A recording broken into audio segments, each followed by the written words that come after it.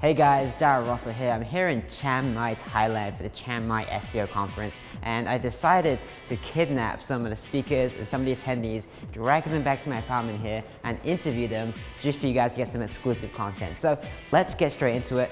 Enjoy.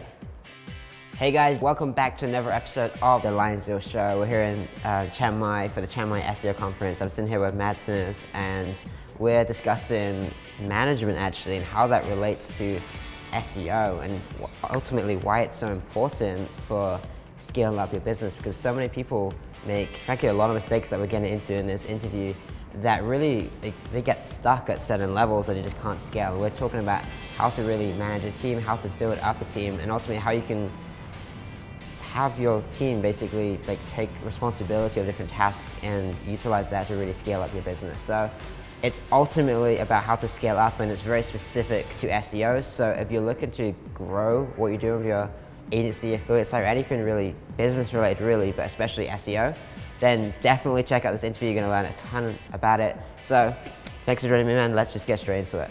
Yeah, hey man, thank you for joining me today. It's really awesome to have you here and finally have a proper chat. How are you? I'm good, how about you?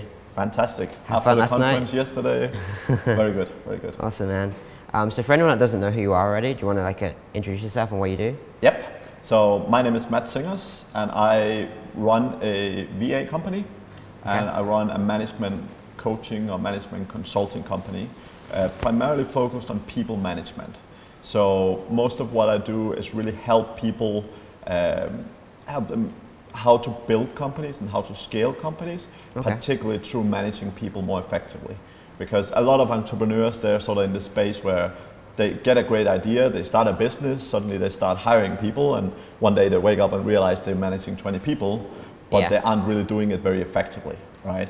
Because they're really in a situation where, where they haven't learned the skills, and they try things, and sometimes, obviously some people are more naturally gifted at some of the skills than others, but at least from my point of view, management is not that difficult.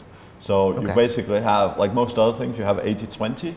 I mean, basically for me in about 5 hours, I can go through sort of the 80-20 with most managers and really help them just establish the basic management processes that's gonna make them successful.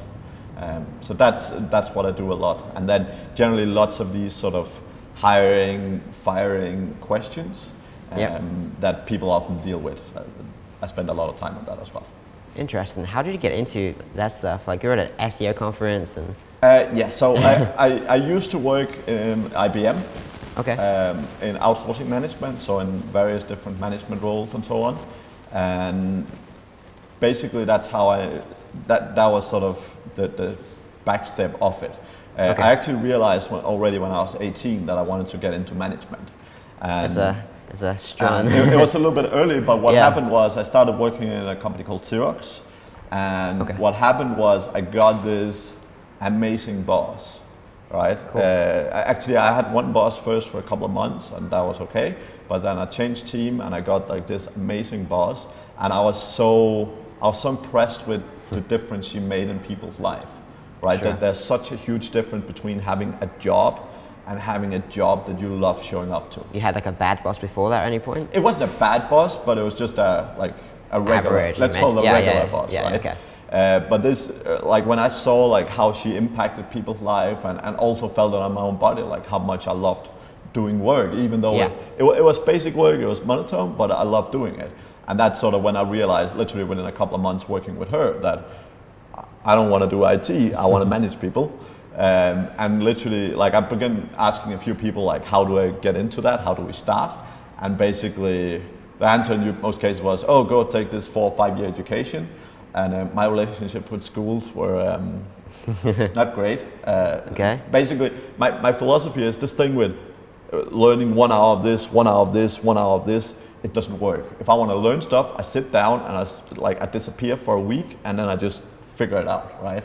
So I hate the way the school is built up, where first of all you learn a lot of stuff you don't need, and second of all it's all spread into these modules all the time, which for me makes it, I don't have the patience. I want to learn stuff, then I want to learn it there and then.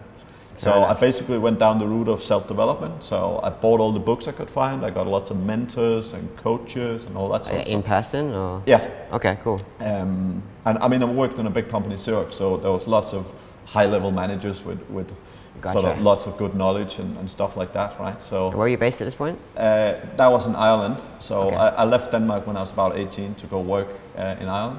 Awesome. And yeah, basically that's how I got into the whole thing. And then basically it developed through personal development.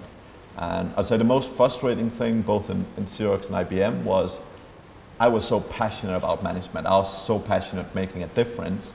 And the challenge I had was no one else around me seemed to care much, right? Yeah. I mean, they cared if the results weren't there, but for most people, again, it was a 9-to-5 job, right? For me, it was like my passion, right? I wanted to talk about it. I wanted to talk with people like, how can we make this better? How can we improve ourselves? How can we do stuff? And they just want to go home. They're like, wait until 5 o'clock. Everyone was like, oh, it's 5, let's go home. And I'm like, yeah. I mean, it's not about the 9-to-5. It's not about that, but it's more the mindset, right? And I started doing a lot when I moved to UK and worked for IBM. I started joining a lot of these like Toastmasters, for example, with sort of a mix of public speaking and leadership and management skills, which was super. And I met a bunch of people who also had the passion that I had, and that was really good. And then towards the end of my time with IBM, I started actually doing management coaching. So I started actually coaching managers. At that time, it was mostly in other corporate companies, so like Shell and Coca-Cola and other companies. And what I very quickly realized, I did about 5 hours per week, so 1 hour per client per week. Okay. And I actually made more money doing 5 hours per week than the 60 to 70 hours I did at IBM. And even though I loved my job at IBM, that sort of financial proportion doesn't make sense. Yeah, it didn't make a lot of sense, right? And then yeah, I decided to quit. And at the time I was looking after people both in Eastern Europe, the Philippines, and then UK. Okay. And I had spent a bunch of time in the Philippines, and I sort of figured out I liked the place. So I ended up moving to the Philippines, away from the touristy area, so to a place Whereabouts? Called Davao. Oh, I've heard of it. Okay. So at the time there was lots of DC crowd and sort of the digital nomad crowd that I sort of hang around, and that worked out really, really well. And what changed was, instead of working with corporate clients, I started working much more with entrepreneurs. And I can tell for sure it doesn't pay as well. However, I mean, if you coach 10 people in Coca-Cola and you look at the stocks, nothing happens, right? Yeah. If I coach a manager who's managing 10 people, I mean, sometimes business is 5, 10x, right? Sure. And the sort of self-reward for that and the feeling of it is like just totally different world, right? So yeah. I much prefer to work with entrepreneurs, even though it's often at a very different pay scale, right? Yeah, you're the mastermind, right? Yeah, so I've done a lot of different sort of setups. So I do here in Asia, there's a lot of entrepreneurs where I actually go and do in-house coaching, so often with the entire management team. So I've just been back from Japan from a trip where I was coaching a guy that had a language learning company, and basically he had about 8 or 9 managers that I was all coaching. And that's going really, really well. So obviously sometimes you can manage to get things across in person. That's a little bit more difficult than a Skype call, right? 100%, Skype calls still amazing, and I still definitely provide amazing value. but face to face just have that bit more, right? Yeah. And particularly when you're doing team coaching, because then you can get everyone together in a room and you can sort of get some different synergy rather than the sort of one-to-one coaching that I do most. So that went into SEO, I guess, because you just met SEO so people? So what actually happened was I realized most of these people I was coaching, they really struggled to hire. And a lot of the SEO crowd and so on, they really struggled to hire VAs specifically. Absolutely. Because again, a lot of SEO is scalable and easy to do. So there's no point in paying 15, 20 bucks an hour when it could be done for 5 bucks an hour, right? So basically, I helped a lot of people how to hire VAs. I started also interviewing a lot of VAs myself in the Philippines where I was based, but I realized there was a lot of problems. So you have the typical, oh, I have no power, oh, I have no internet, oh, something happened and I can't show up to work today. So basically, we ended up setting up a fairly big office and basically getting people in the office so that we know they're consistent performers. We also have some home-based staff, but a large majority of our people is office-based, right? Is it different hiring, say, in person like you do with the office versus going on to sites like online jobs, the PH, and is the reliability different? It depends on your interview skills, right? Okay. So I mean, at this stage, I've hired nearly 2,000 people. Okay. So it doesn't take me a lot of time to figure out if someone is the right person, right? Sure. But for a lot of people really struggle with interviewing because it's not something you do very frequently. So just like public speaking, the reason why people struggle with it is because they do it very rarely, right? So it's all about, I mean, for me, the number one skill as a business owner, as a manager that you have to learn and be really good at is hiring the right people. Because if you learn to hire the right people, the rest of your life will be so much easier. I mean, sometimes if you hire the wrong people and they stick around, that they can literally ruin your business, right? Yeah, sure. So, and that's, I mean, that for me, that's probably the number one skill for any manager or leader to learn and develop. So. Yeah, I see a lot of, like, we're here, like, there's a lot of SEO guys here, and some of them are making $10,000–$20,000 a month, and they're doing it like just themselves or just one VA. And I'm always pushing them, like, hey, like, get some more people, like, even like a project manager, I think, to kind of help you take over that stuff so you can scale up. I don't know what your thoughts are on that. So that's exactly, I mean, not just SEO, but in general, when I coach managers, I sort of help them look at the, again, 80-20, 90-10 often, and see what is it you do. So as an SEO, for example, the stuff that you probably will have a most difficult time handing out is stuff like looking at the page, sort of seeing where is the opportunities. Keyword research can actually be done by other people in some cases, but actually putting the whole puzzle together, seeing, sort of building the strategy for what needs to happen here. Yeah. Right. Then the stuff we do a lot from an outsourcing standpoint is link building, for example. So we build thousands of PBNs per week. We do tons of outreach. So you build thousands of PBNs a week? We build around 1,800 a week right now. And get the domains? So probably about 300–400 domains of those we get. And a lot of people have their own suppliers. A lot of people we work with have their own special tools to find the domains. And then we just purchase them and set them up. So how are you getting 300, sorry, how do you get 300–400 domains a week? When you have a large enough team, that works. Like scraping or? Yeah, we do a lot of scraping. Gotcha, so we have about 20 scrapebox servers. Gotcha, okay. So we do a lot of scraping. Okay. A lot of our customers is not always .com. So we have a lot of customers in Europe trying to rank European sites. So we are scraping lots of different countries. And I would say .com is probably the most difficult one. Very because, difficult, yeah.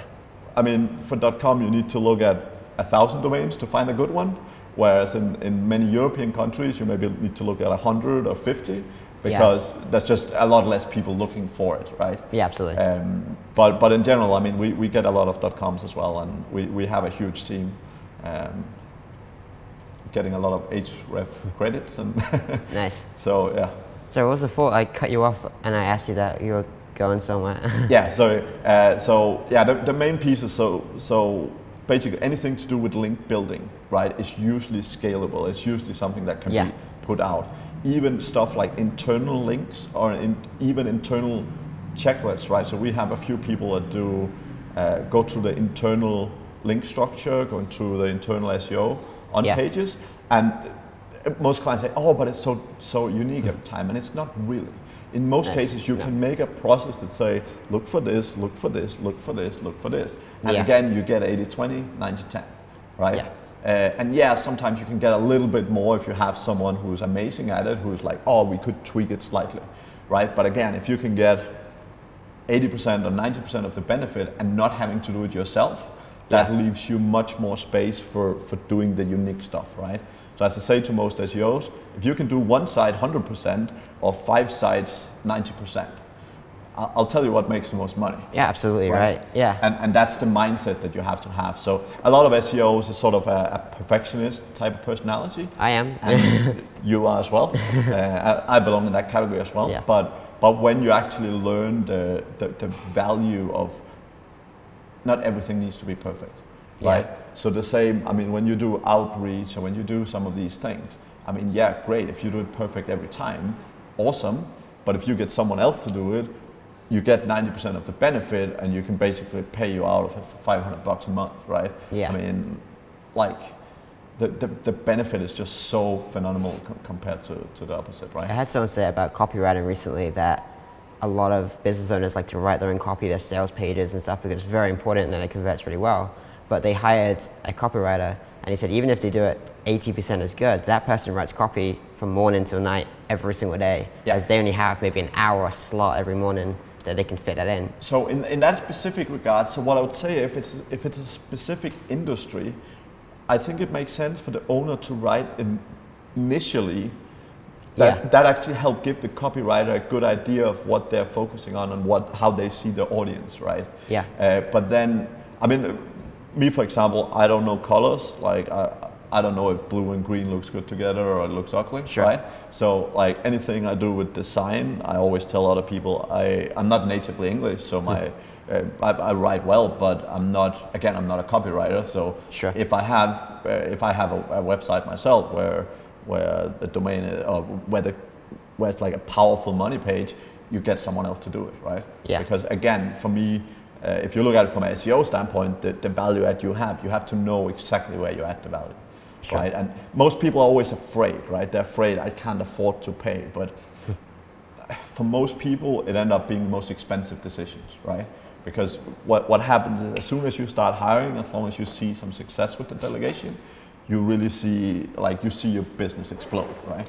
Yeah, that was the realization I made. Like I was trying to do everything myself for such a long time, and as soon as I made that like one decision, like it's not like you just spend in whatever you pay that person. Like it comes back fast when you have the right person. Yeah, and that's, I mean, what we focus on in the outsourcing company is really making sure we just give the framework, because again, most of these SEO aren't very comfortable. So really what we do is we help them.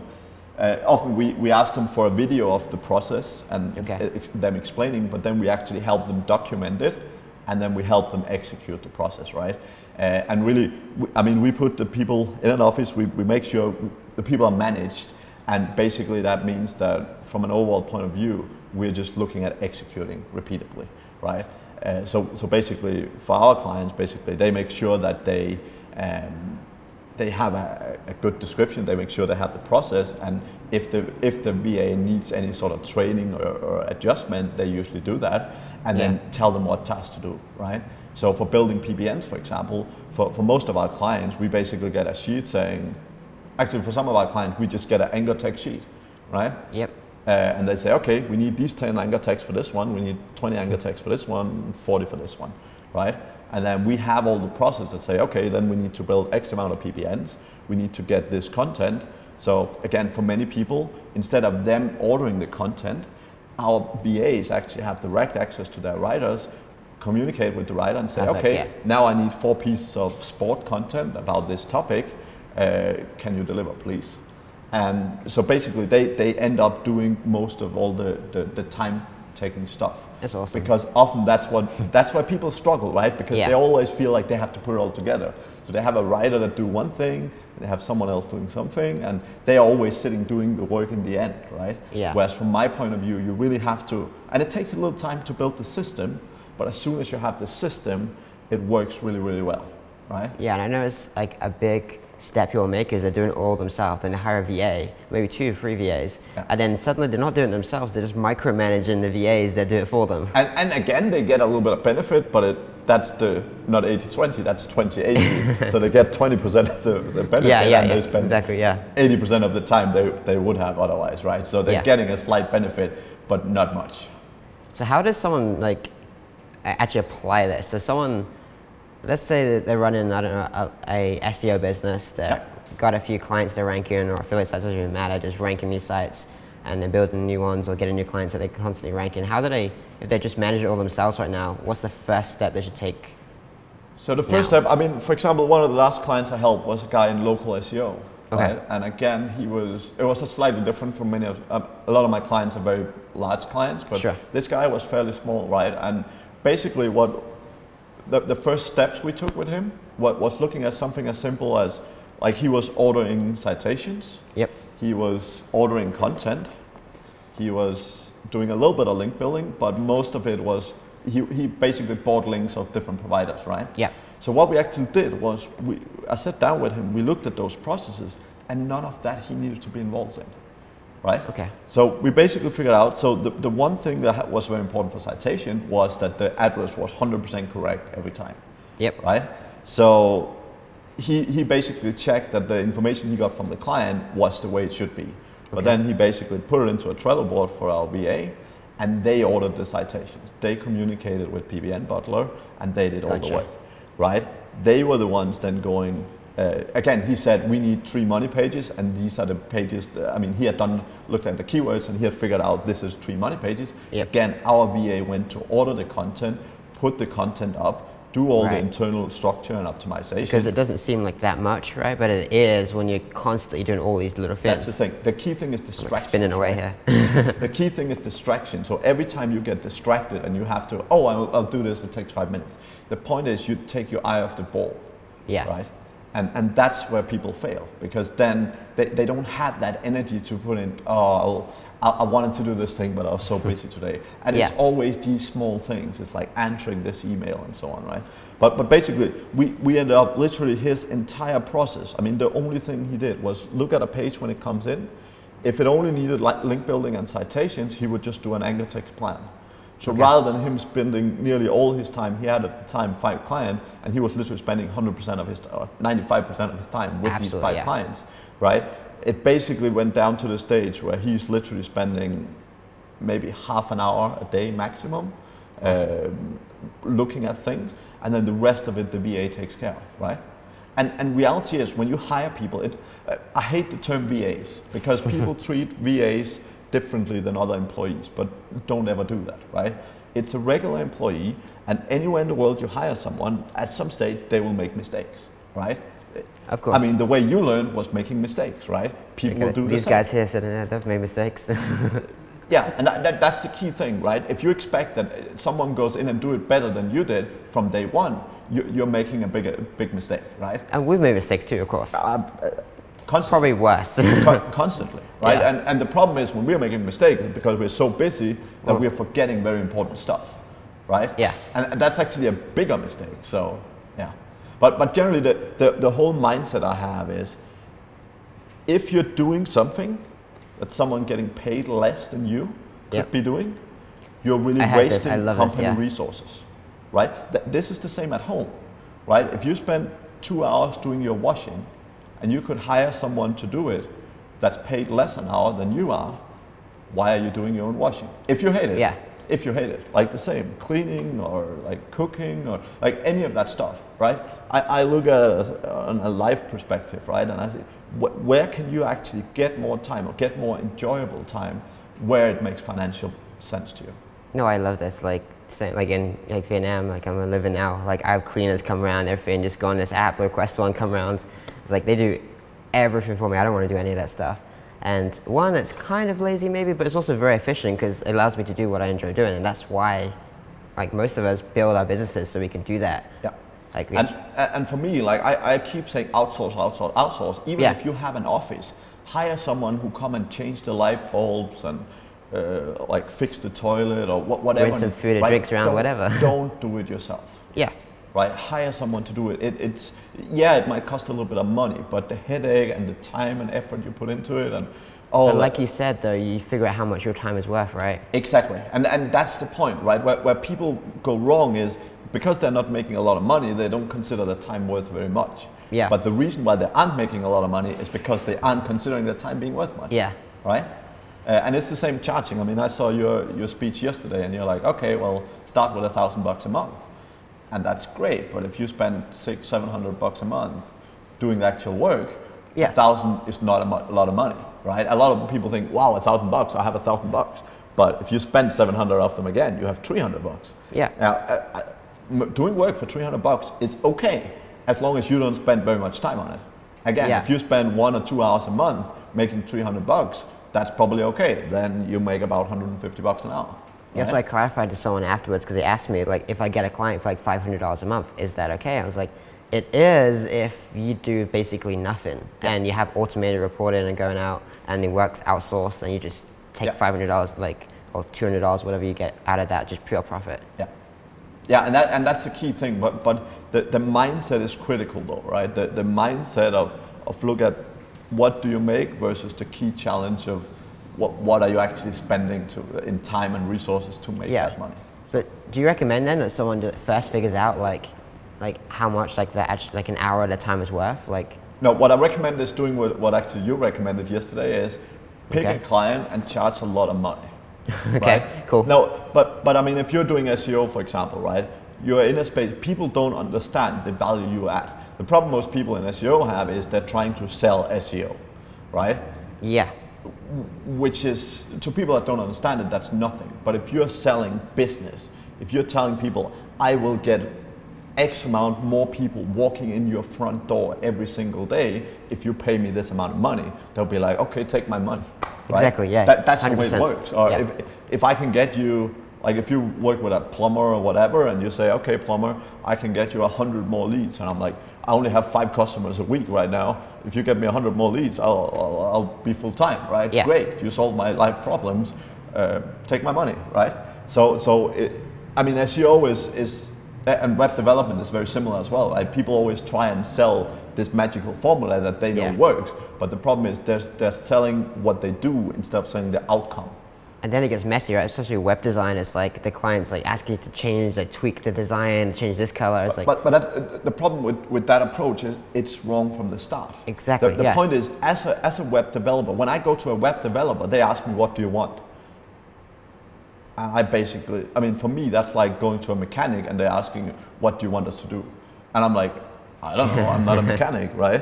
And the web developers treat people like that. They're like, what do you want? Tell me what you want. I'm like, I don't freaking know. And then they complain when they get told what to do. No, but it's not just about that, but they don't have the mindset of, I'm the expert, right? I need to be able to recommend, this is what I suggest. Sometimes client would say something else, right? But the point is, as the subject matter expert, you have to be able to go out as a web developer and say, okay, you have this type of business, I would recommend we do this, this, this. How does that sound, right? Yeah. Develop that solution, show it to them, and yeah, you can tweak things if they want, and that's great, but you have to be the subject matter expert. Right. I said this to my video editor recently, so he edits all my videos for me, and what the process is that I'll give him a video or all the footage and everything, I'll tell him how I want to edit it and he does it, and he was asking like how he can add more value. I was like, well, you need to tell me everything, and I just give you the stuff and you just create it all and I don't do anything. It's your input, your expertise, not mine. Yeah, and that's exactly down that road, right? And that's where SEOs go wrong as well, right? If you sell SEO, from my point of view, you want to sell a specific outcome. And I'm not talking about website visitors, I'm talking about leads or even conversions. Yeah. Right? I mean, for me, if you go out to someone that's selling, let's take something you say, let's take pool tables, right? If you're selling pool tables, and I have no idea what they cost, but let's say you make, I don't know, $500 per pool table, right? No idea, but yeah. and you tell someone, okay, I will put my life on the line and say, I'm going to help you sell 10 more pool tables every month. You know, at least, that will generate, at least in the first sale, $5,000. Yeah. And you tell them, I'm going to charge you $4,000. And from my professional point of view, I would put my integrity on the line and say, if I don't make this, I will charge you according to what you sell extra, right? Cool, okay. Because, I mean, the benefit with SEO is you can measure so much stuff. Right, you can measure the stuff. You can measure how many leads come in. If it's e-commerce, you can measure how many sales there is. You can measure the difference you make in most cases, right? And when you can do that, now the point is, if you charge someone $4,000 to do that, right? If you see, oh, we're not doing well, you can turn up PPC, you can turn on Facebook ads, you can turn on different other media. I mean, for sake, you can go and post stuff on Craigslist, right? If you need to, but you can make it happen one way or another.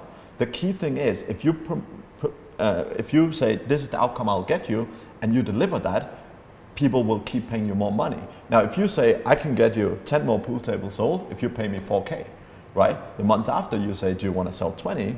Pay me $8,000, right? So the second thing people, particularly SEOs, don't sell is the results.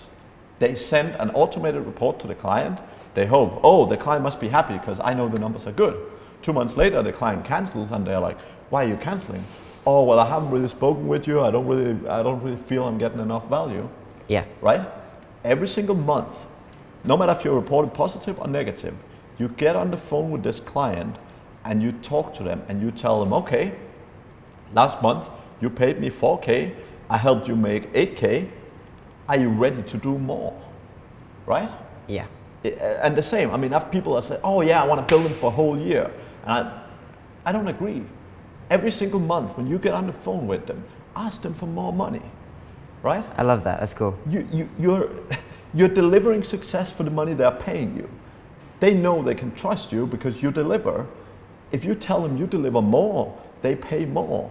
Great business, right? Yeah. Great business. So what about the guys, kind of like the guys we met like here that are kind of scaling up a little bit? They maybe even have a couple of VAs, stuff like that. What's the advice for those guys to really, or even maybe to have a team member for like managing that better and growing that? So in terms of teams management, there's basically two very simple processes that are, again, 80-20. Yeah. So most SEOs really struggle with knowing their staff, talking with their staff.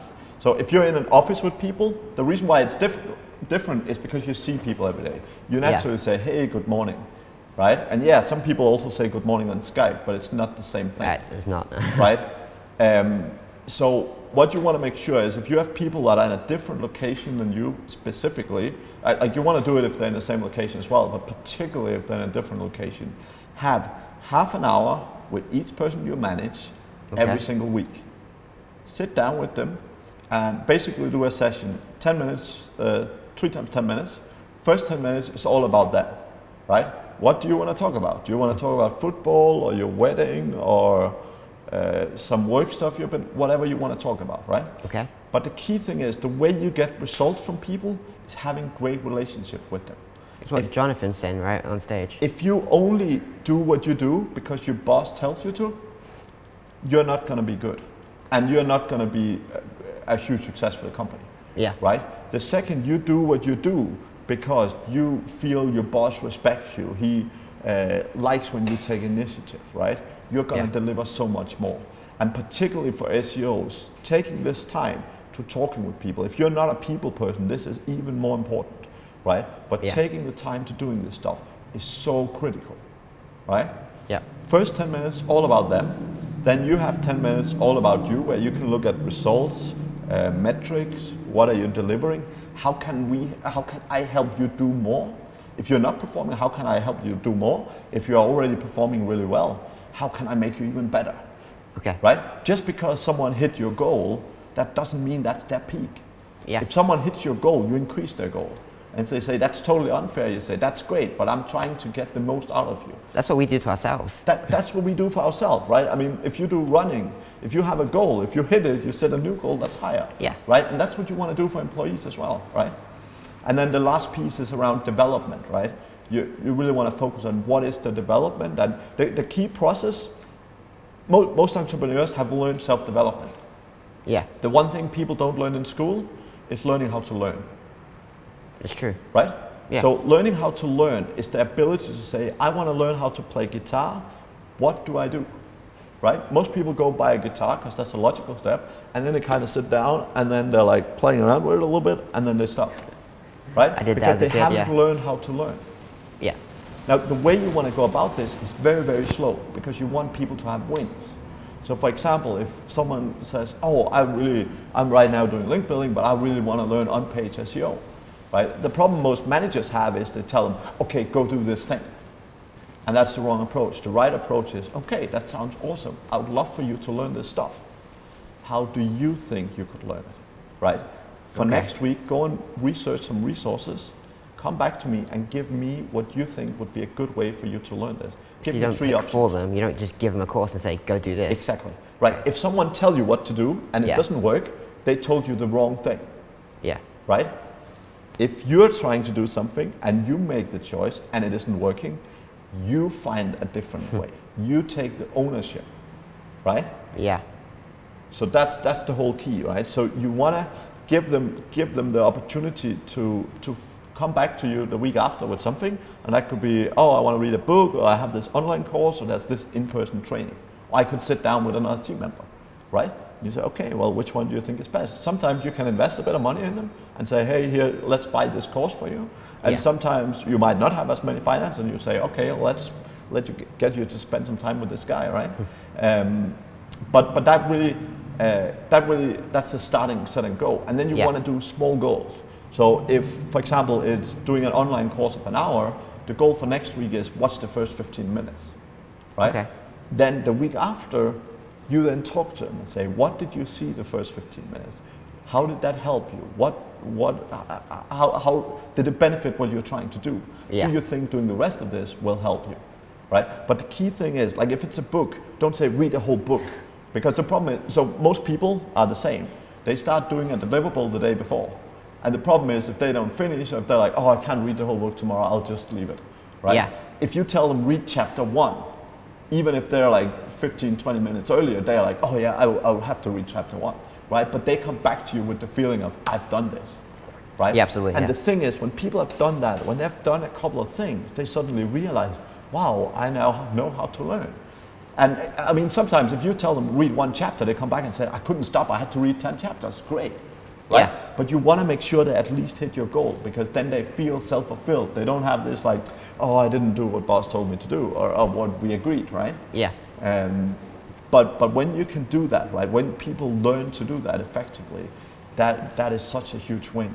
And that's how you train your people. Like, I love hiring people who are brand new, or have no experience, or have been sitting in their basement all year, all of their life, just learning themselves. Yeah. I love hiring those kind of people, because you can help them shape, you can really help them grow, right? And you're forming a habit for them, really, right? It's like, it's same for us. If you want to start reading like a book a week or something, you don't just start with like crushing books. You just, like, okay, I'm just going to read 10 minutes a day. Yeah. Exactly, and the golden rule is, I mean, it takes different time. Some people maybe need to do 10 learnings before they cut onto it. Some people might do 1 thing and they're like, wow, now I know this stuff. Yeah. I want to do more, right? Oh yeah, last week I did this thing and this thing and this thing, and like sometimes your mind get blown, right?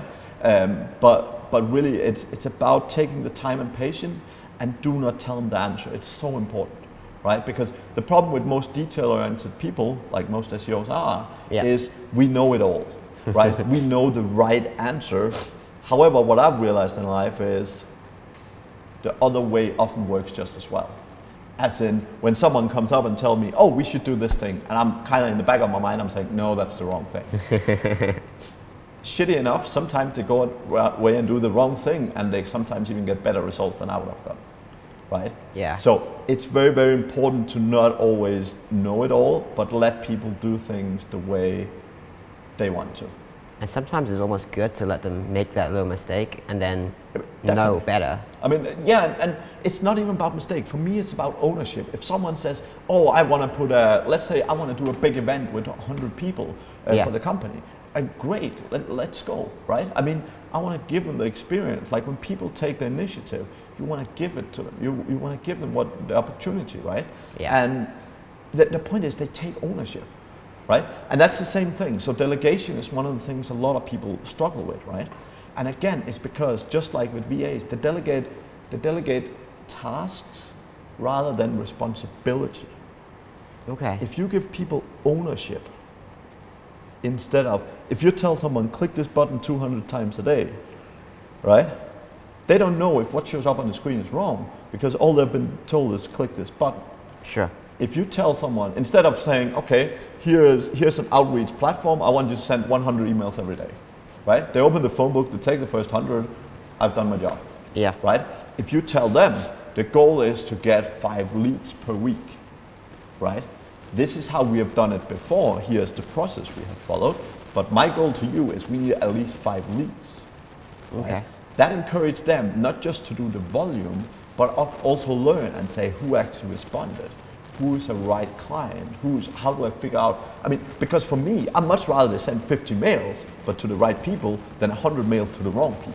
Of course, yeah. Right? So most people, the problem is they share the goal right in front of them instead of the end goal. Here's the next question that a lot of people ask, because I see a lot of people have a really tough time hiring like virtual assistants in the Philippines, just team members in the Philippines, whatever you want to call it. And I can imagine a lot of them asking, how do you have like a Filipino sending the emails and qualifying them after doing all that stuff correctly? Is that just good processes, or a mix of hiring the right people and good processes? How does that? Yeah, so number one, hiring people, if you do the whole process, can be very time consuming. Yeah. As a manager, you want to do the one piece of the process, that's the interview and the selection, right? But all this posting the job and all that, don't waste your time, right? Yeah. Again, actually the first solution is come to me, because I do all that stuff. But if you are doing it yourself, or if you're hiring someone that's like in your own country or something, Yeah. The key thing is, first of all, get someone else to handle most of the process, right? If you're alone right now and have to do it yourself, go and post a whole bunch of resumes, right? Some of the key golden rules is look for results. So the challenge with a lot of SEO is very detail oriented. And the problem is detail oriented people, as most of you can probably agree to, are not good at selling themselves, right? A lot of detail oriented people, if you ask them, are you great? And you're like, I'm okay. Right? If you talk with a sales guy and you ask him if he's great, even if he knows like 1% of it, he'll be like, yeah, I'm awesome, right? And the problem is most people end up hiring these people that are super confident, like very outgoing, and they're like, duk, duk, duk. But the problem is they're not detail oriented. They don't know, like when they sit and look at an Excel sheet, they get like confused, because like an Excel sheet have more than 2 columns and like lots of numbers, and they start seeing red, right? So the key thing is actually look for results. If you're hiring someone to do something, so let's say you're hiring someone to do outreach, right? Look for someone who have done similar skill sets. So that could be, if you're looking for someone who do custom outreach, so write a custom email every time, look for someone with writing experience, right? If you're looking for someone who just produce volume, look for someone who's good at doing things very, very quickly, right? If you are looking for someone who do the outreach 100% perfect, you want to look for someone who's used to managing large pieces of stuff and information and do it at scale, right? Yeah. So, but look for those kind of results, right? So for example, one great question that's good to ask is, do you prefer to deliver on time but 80% or delayed and 100%? What's your preference? So yours would generally be somewhere in the middle. You're a little bit of both, but a lot of SEOs, they will always be 100% but late, right? Because then their natural mindset is they are really... I've trained myself to be more like on time is more important these days, but before I was completely like what you said, Yeah, and that actually comes a little bit with you're becoming a little bit more goal driven, right? Yeah. So you're getting more and more drive based on your personality, but really at an overall level, the key thing is look for the kind of personality, right? If you're looking for someone who's like an accountant or someone to work with numbers, you're looking for shy people. Yeah. Right? I mean, so a couple of the good examples for that is you're looking for people that when you send them an email, they send these responses, right? Lines and lines and lines and lines of detail. Yeah. Right? If you're looking for a detail-oriented guy, they send you a one-liner saying, yep, that's cool, right? That's not detail-oriented, right? Sure. If you're sending an interview request to a detail-oriented person, they want to know what time do we speak, what time zone, where do we do the meeting? Like they want all the details. So I have an assistant, an executive assistant that works with me. She's actually Filipino, and from the first email she sent me, which was asking all these different questions and stuff, I was just like she's awesome. Yeah. And I hired her after like the first interview. She was epic. She was with me over a year now, and just the questions she asked and stuff, like I don't know, it's like a gut feeling for me. And it sounds like it's detail orientation. Yeah. Right? So I'll give you an example. Like when I worked in IBM, sometimes I would get a one-line email, no hello, no footer, just a one-line email saying, can you send me the financial report? And as a very detail-oriented person myself, my question is, financial report, is that the daily, the monthly, the yearly, no information, right? And if you need someone who's very quick at executing, who, if it's a volume question and the quality doesn't matter, that's a great type of person because they'll get a ton of shit done, right? And for them, it's much more important to hit the goal than how the quality is, right? Sure. So if you're looking for someone, if that's what you need, that's the kind of person you need, right? So looking for deliverables like the stuff you've delivered. So with some jobs, like a graphic designer, it makes sense. Look at what else they've done, graphic design. Oh, that's easy, yeah. Right? But I mean, for example, if you need detail-oriented people, which a lot of SEO is, look for people with like accounting degrees. Look for people who like work. They don't need to be an SEO, right? Exactly. I mean, a lot of these skills are very transferable. If you look at people that work in finance, right, they're probably pretty good with numbers, else they wouldn't work in finance. And again, if you're looking for a sales guy, you look for the opposite. If a guy comes to you, knows all the stuff, if you feel he's shy, he might say all the right things. But if the guy can't walk up to a stranger and say, hey, my name is blah, blah, blah, I'm about to sell you this shit, right? Then he's not going to be a great sales guy. Absolutely. And you can learn a lot of skills, but you want to utilize what people are naturally good at, right? Yeah. Like I could learn to be in sales, but I would never become as great as someone who naturally is an outgoing, assertive personality. I will not, right? Sure. And most people, where they fail, is similar to this 80-20 we just talked about with SEO, is they focus so much time on trying to fix their weaknesses. No one in the world have never been successful because they have no weaknesses. They're successful because they understand what their strength is and they utilize it. You're 100%. That's the only way to become successful, is look at what are you really freaking good at and then doing that, right? Absolutely. That's how you're successful. So back to the management tips, you were saying you did a call, it was 10 minutes of like what they're interested in. Like 10 minutes of them, 10 minutes of you, and then 10 minutes of the coaching sort of future stuff. And you do this every week? Yeah. Monday? No, not necessarily. Okay. Best thing to do is do a reoccurring invite. Okay. Right? If you do a reoccurring invite, they know it's happening. Sometimes it moves a little bit, but it helps you make sure it happens. Okay. Now, if you've ever worked corporate, you know everyone loves talking to their boss. When you take the time to sit down with an employee, they love you. Yeah. Right? Now, particularly if you're not, I mean, I'm a very sort of sociable person, I talk with people a lot, but particularly if you're an SEO that rarely talk to the staff, like, it will make a world of difference, right? And if you sit down with them, if you turn off your phone, if you turn off your computer, and you just focus on them, right, you will get 800% more out of that employee in the future. I know my girlfriend would love it if I turned off my phone and just spent like some time with her like that. Yeah, but again, even to that point, it's much more about quality than quantity, right? Yeah. A lot of the time, the focus tends to be on, oh, I want all this time. But really what matters, even though they might not know it, it's about the quality, right? Yeah. So focus on that instead, right? So it's not always a quantity question. But as you scale up and you've got, how big is your team now? I have about 60 some VAs. So you're not calling 60 people every week? No, so it's everyone that report directly to you. Gotcha, okay. Right, so I have 4 managers right now, right, that manage different things. And they're basically the 4 people that I talk to very regularly. And for me, that's what you need to do, right? So again, as a business owner, you rarely want to be managing more than 4, maybe 5 employees. Then you're generally at a stage where you need more, and often it comes with sort of departments, right? So in SEO, you maybe have 3 people. You have one doing link building, you have one doing internal pages or whatever. Yeah. And it's starting to get that point where you either make one of those people the boss of the rest to help manage the overview of that team, and then hire someone else to do their job, right? Okay. Or where there's capacity, maybe they have capacity to do some of that themselves, or hire someone in to do it if you don't see the potential in the people you have. Interesting. So ideally, you'd start by hiring a few people one at a time, or whatever, it doesn't matter. And then over time, if they're a good fit, you're going to kind of move them to a management position and hire people that... If they have the capacity.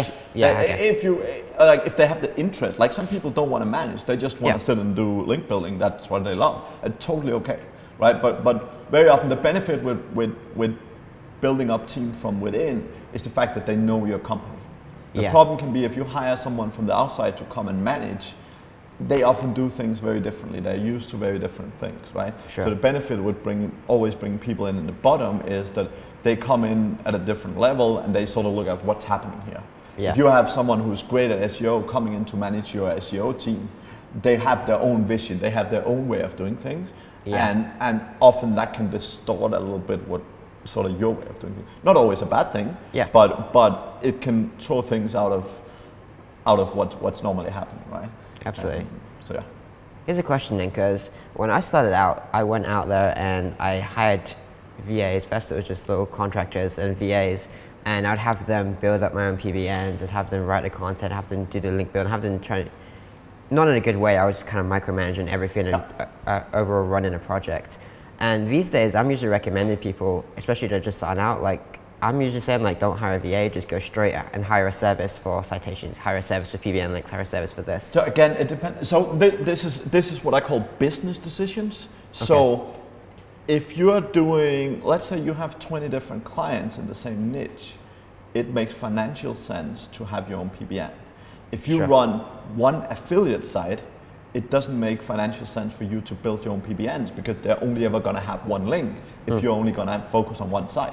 Yeah. I mean, and by the way, focusing on one site is a great technique, right? Yeah. A lot of people in SEO, they always start new projects, and it's totally, I mean, it's so much easier getting a site from $100 to $1,000 than getting it from 0 to 100. Yeah. Right? And when you've already done the hard work, and then you start a new project, then you have a lot of small projects that are not really making a lot of money. Sure. Right? So if you focus on one site, I would say personally, it doesn't make sense to build your own PBN. Okay. Right? But if you have, let's say you have 25 affiliate sites, then yeah, I would say it could make sense to have your own PBN. Now, there's a lot of ways you can go down it. If you're great at doing that, you could hire a team and give them ownership to do it. You could buy in many different places, finish the build PBNs. You could rent links. I mean, so that, but that for me that becomes more a business decision of where you want your skill set as the team to sit. Yeah, I was just like, my thinking, and you may disagree, I don't know, is that when you're starting out, it doesn't make sense to try and manage all these different parts of it unless it's very, very core to the business. And I believe like a PBN is just a tool for ranking. Yeah. So even if you want to build your own PBN, just hire a service that will set up your PBNs and manage them and do everything for you. Yeah, and I agree to a large extent, right? Because in the end of the day, when you're first starting out, for sure, right? Yeah, because when you're first starting exactly out, you have yeah. one client or one website, right? Yeah. So you don't want to own a PBN at that point. But again, it's much more sort of, I mean, I like looking at the vision, right? So for me, again, I'm in a point where it's very easily scalable for me because I'm in the Philippines, I'm getting very cost-effective workforce, so it's very cheap for me to do the whole process of scraping domains and getting the whole entire process is very cheap, right? So from a business standpoint, you want to understand what is my strength, right? So for example, if you're a super sales guy and your strength is sales, then definitely no, you don't ever want to touch PBN. It's outsourced at all, yeah. I mean, yeah, but I mean, you can be super successful in SEO if you're a top sales guy and you know, again, if you can sell the outcomes rather than the SEO nitty gritty, if you can sell the outcome and just get other people to do it. Yeah, right? absolutely. I mean, at an overall level, when you're looking at smaller things, smaller tasks, you're always looking to, from my point of view, you want to see is, should this be a core part of what I do? So if you're an SEO and your expertise is sort of the core, what I call core SEO, so analyzing a site and everything that's within that, but perhaps doing keyword research and stuff like that, and maybe even ordering the content, you don't need to write it, but make sure you have a solid process for getting content the way you want it, right? Is key because that's your strength, right? Now, if you focus on page a lot and you build links, but it's not going to be your strength, then yeah, let it go, right? Don't focus on PBNs and don't focus on, buy all the links. Absolutely. Is there any, like, in slowly wrapping up now, is there any like big mistakes or anything that people need to watch out for as they're kind of, you must see a lot of like big mistakes entrepreneurs are making as they're kind of scaling up from 0 to 10K, 10K to 50K, 50K to 100K? Yeah, so again, it's building too wide teams. So I said from a management standpoint, I said as a CEO, as an entrepreneur, don't try not manage more than 5 or 6 people yourself, right? Okay. Because a normal manager can probably handle 8 to 10, 12 people maybe pretty effectively. Yeah. But when you're doing everything, when you're on the top of the food chain, you can't manage that many people effectively. Sure. Right. So you want to make sure you have the managers that are doing that. So that's definitely one challenge.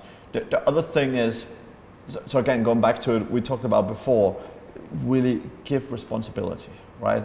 Outsource responsibility. It's great you have a process, but it doesn't matter if it's a VA or a regular employee. If you just give people a process and say, keep execute or do this thing, yeah, it might work, but you're getting so little of the benefit, right? Okay. You want these people to learn and understand this stuff. You want them to be better than you, Like they won't be that the first month, the first 3 months, but eventually when they do PBNs all the time or whatever they're doing, they will become better at you, right? Yeah. And the second you run a business where you have people that are better in every aspect than you, then you're running the business.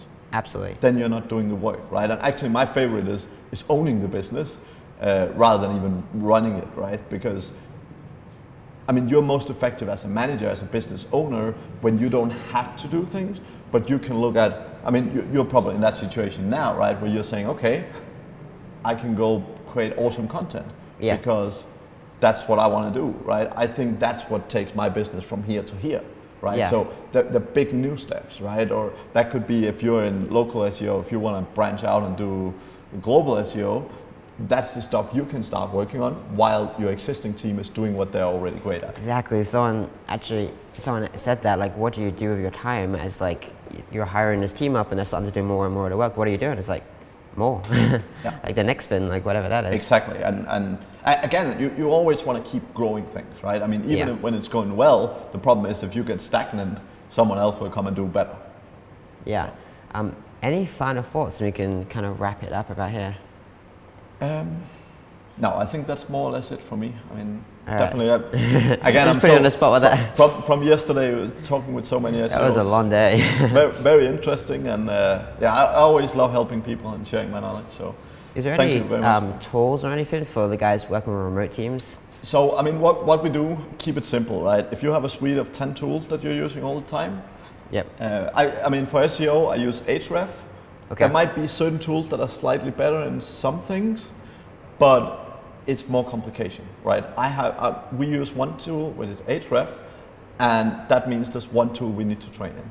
We use one tool for project management, which is Trello, and then generally, because we have a lot of clients, we use both Slack and Skype, because some clients have a preference. But if you have you manage your own company, choose one communication channel. Sure. Right? And try and stick to that. So that's basically, for most SEO companies, sort of 3 main tools. For me is probably your essential, right? Because the simpler you can make, the more tools you put into this toolbox, the more training, the more complication there is. And even though it only takes 5 minutes, it doesn't just take 5 minutes. Absolutely. So. Final question then. You're hiring these managers and stuff, and you want them to take responsibility and kind of do things themselves and to take ownership of it. Is that kind of like you want them to become the expert and then they create like the SOPs and stuff if you get into that stuff, which is like a separate thing? You're not like sitting at the top like, I'm the expert at this, this, this, and this, and creating all the SOPs, because you'd be creating documents all day long, right? Yeah. No, I mean, often in the beginning you have to create the SOPs because no one else knows how to do it. Right, but often as a business owner, I recommend, like I love a tool called, actually, 4th tool, Screencast-O-Matic. Okay. Freaking awesome. You press record, you show your screen, you do something, right? Yeah. Again, as a business owner, if you're giving feedback on something or whatever, the problem is, particularly if you're remote, let's find time to sit down and do a call. Record a video, it takes 10 seconds, you're doing it, and send it straight away, right? Yeah. That's super helpful. So do the same with SOP. So instead of creating the SOP, show people this is what I'm doing, and then ideally if you have at least one SOP with a structure, then say, I would like you, even though you haven't done this before, when you have done this 10 times, I would like you to try and do a document like this. And they take ownership of that. And they take ownership. Yeah. Right? And then you give them ownership and say, in the future, I want you to make sure that we update this document at least once a week if anything changes. I love that. Right? Okay. So it's the end users having the ownership of these processes. Absolutely. Man, thank you for joining me. It's been awesome. Thank you, Daryl.